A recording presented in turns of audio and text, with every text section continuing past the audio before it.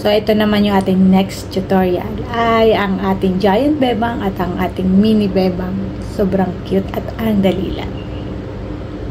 Dalawang clips lang kailangan natin. Yung pintuan na yan, i-overlay natin.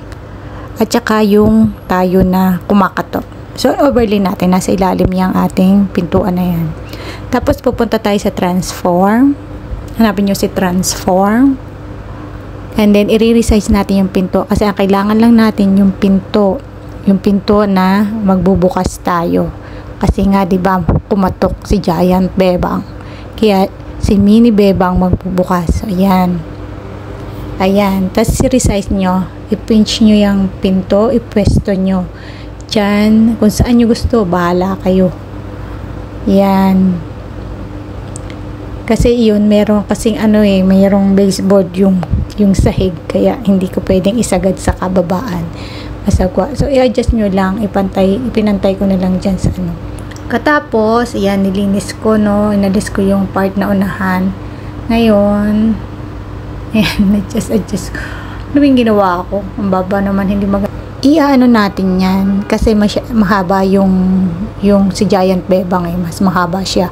So, ang gagawin natin, i-freeze natin yung part na nakasara pa si pinto. Yung part na nakasara, i-freeze natin.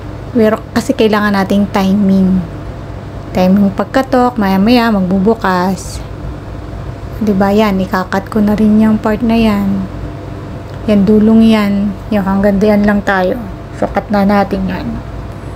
Yung pili lang kayo kung ano yung sa dulo nyo. Basta linis lang. So, diba maiksi siya, mas mahaba yung sa taas. Ngayon, i-freeze nga natin yan. Yung sarado. Teka lang. Yan, in-adjust ko muna pa right side. Tapos, i-freeze natin yung nakasarado pa. Nakasarado pa si pinto. Kasi pag freeze, magiging picture siya. Tapos yung freeze natin, i-forward natin. At yung maliit na pinagkurisan, ibalik natin. O kahit alisin nyo na okay lang yun. So, move natin dito. Yan, tingnan nyo ha.